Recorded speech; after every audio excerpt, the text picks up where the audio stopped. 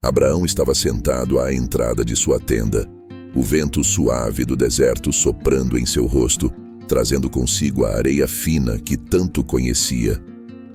Os dias de sua juventude pareciam distantes, mas em sua mente ainda viviam vividamente as promessas feitas por Deus.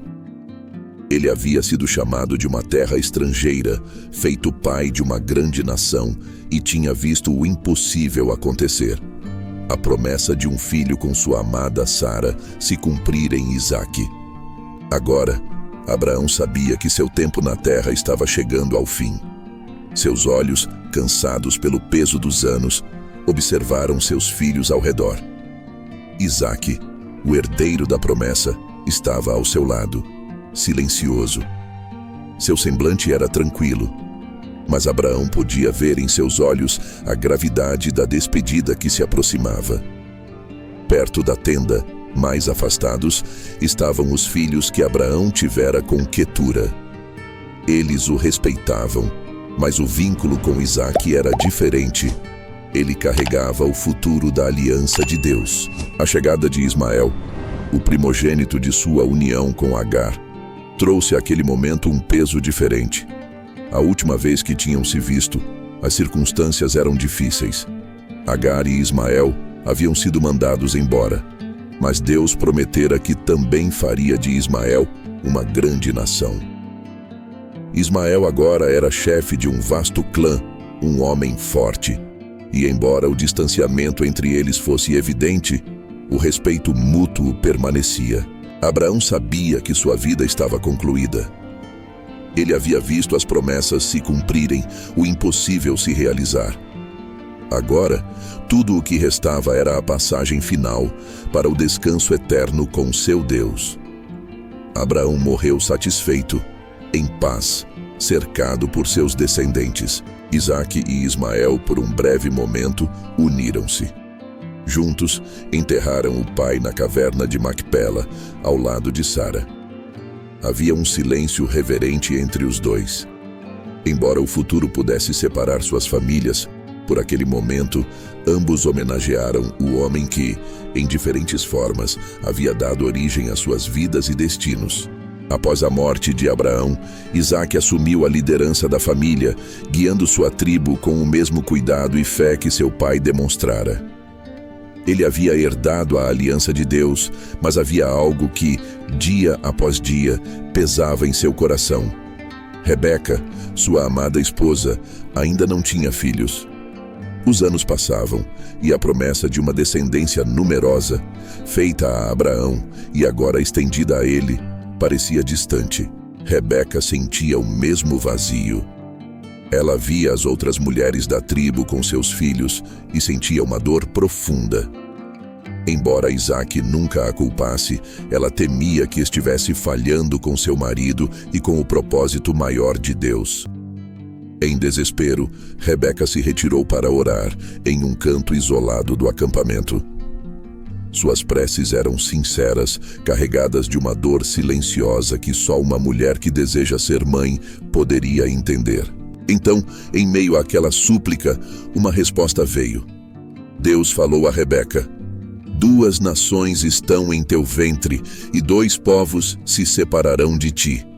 Um povo será mais forte do que o outro, e o mais velho servirá ao mais novo." A mensagem a surpreendeu. Ela, que ainda não sentia vida dentro de si, recebeu a promessa de não apenas um filho, mas 2. Porém, a revelação também trouxe uma inquietação. Deus já havia declarado que os filhos seriam rivais e que o primogênito serviria ao mais novo. Como ela deveria compreender isso? O que aquele futuro reservava para sua família? Com o coração aliviado pela promessa, mas com a mente cheia de dúvidas, Rebeca voltou para a tenda. Havia recebido uma bênção, mas também uma advertência. O destino de sua família estava traçado e um novo ciclo de tensões estava prestes a começar. Os meses se passaram e a barriga de Rebeca finalmente começou a crescer. A promessa de Deus se cumpria, mas junto com a alegria da gravidez, Rebeca sentia uma estranha inquietação. Os bebês se mexiam de forma intensa, como se lutassem dentro dela. Aquela sensação reforçava a profecia de que os filhos seriam rivais. Chegado o momento do parto, a dor foi forte, mas Rebeca estava determinada. Isaac aguardava ansioso do lado de fora da tenda, confiando nas promessas feitas a seu pai e a ele próprio. A primeira criança finalmente nasceu. Era um menino robusto, coberto de pelos avermelhados, como um pequeno animal selvagem. Eles o chamaram de Esaú. Ele tinha o vigor de um primogênito, e Isaac, vendo-o, sentiu seu coração se encher de orgulho. Mas antes que Rebeca pudesse respirar aliviada, o segundo menino nasceu, agarrado ao calcanhar do irmão, como se já lutasse por sua posição. Eles o chamaram de Jacó, aquele que agarra. Desde o nascimento, Jacó e Esaú estavam destinados ao conflito, cumprindo a palavra que Deus havia dado a Rebeca. Isaac, ao ver seus filhos pela primeira vez, não conseguia imaginar o que o futuro guardava para eles. Ele os olhava com amor, mas não sabia que, no interior daqueles dois meninos, já se desenvolvia uma rivalidade que marcaria o destino de sua descendência. Os anos passaram e o contraste entre Jacó e Esaú se tornou cada vez mais evidente.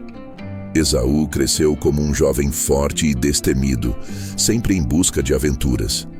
Ele passava seus dias caçando nos campos, correndo livre pelo deserto, orgulhoso de suas habilidades. Seu pai, Isaac, observava com satisfação o filho primogênito, que parecia carregar a força necessária para liderar a família. Jacó, por outro lado, era introspectivo e cuidadoso. Preferia as atividades da tenda, cuidando dos rebanhos e dos negócios da família. Enquanto Esaú se destacava pela força física, Jacó se destacava pela astúcia e paciência. Ele passava longas horas ao lado de Rebeca, sua mãe, que o favorecia claramente. Jacó, percebendo a diferença de tratamento, também buscava a proximidade da mãe, sabendo que nela encontraria apoio. A tensão entre os irmãos, embora velada, começava a se formar. Esaú, em sua liberdade selvagem, pouco se importava com o futuro. Ele vivia o presente, caçando e satisfazendo suas vontades imediatas. Jacó, por outro lado, observava tudo com olhos calculistas, planejando silenciosamente os passos que poderia dar para garantir seu lugar. O favoritismo dentro da família era visível. Isaac preferia Esaú, o caçador destemido e vigoroso. Rebeca, contudo, via em Jacó uma sensibilidade que lhe tocava o coração. Esse desequilíbrio sutil entre os pais só alimentava a rivalidade latente entre os irmãos. O destino dos dois parecia já traçado, mas os eventos que estavam por vir revelariam até onde iriam suas diferenças. Era uma tarde quente e ensolarada quando Esaú saiu em busca de caça, como era seu costume. Ele se sentia invencível, um verdadeiro filho do deserto, seguindo os rastros de um servo que avistara. Porém, a caçada se estendeu mais do que esperava, e a exaustão começou a se instalar. O calor do sol abrasador e a fadiga começaram a tomar conta de seu corpo robusto. Finalmente, após horas de busca infrutífera, Esaú desistiu. Ele voltou para casa, a mente turva pela fome e pela frustração. Ao se aproximar da tenda, o cheiro de um prato de lentilhas cozinhando no fogo fez seu estômago roncar. Jacó estava ali, sentado calmamente, observando a panela que borbulhava. O contraste entre os dois irmãos nunca foi tão evidente. Enquanto Esaú era a personificação da força bruta, Jacó exibia uma calma estratégica. "Estou morrendo de fome", Esaú exclamou, aproximando-se da panela com os olhos brilhando de desejo. "Dá-me um pouco desse ensopado vermelho." "Primeiro, venda-me o teu direito de primogenitura", respondeu Jacó com um olhar astuto. Ele já conhecia a impulsividade do irmão e estava pronto para aproveitar a oportunidade. Esaú, tomado pela fome e pelo cansaço, não pensou nas implicações. Que me serve o direito de primogenitura se estou prestes a morrer? O que isso vale para mim agora? Ele concordou, trocando um futuro promissor por um simples prato de lentilhas. Jacó, em seu coração, sabia que havia conseguido mais do que um simples prato. Ele não apenas alimentara Esaú, mas também começara a moldar o futuro que desejava. Um futuro onde o irmão mais velho serviria ao mais novo. Enquanto Esaú devorava a comida, Jacó sentiu a satisfação de ter dado o primeiro passo em direção ao seu destino. À medida que os anos passavam, a tensão na família de Isaque aumentava. Rebeca observava os meninos e em seu coração sabia que a rivalidade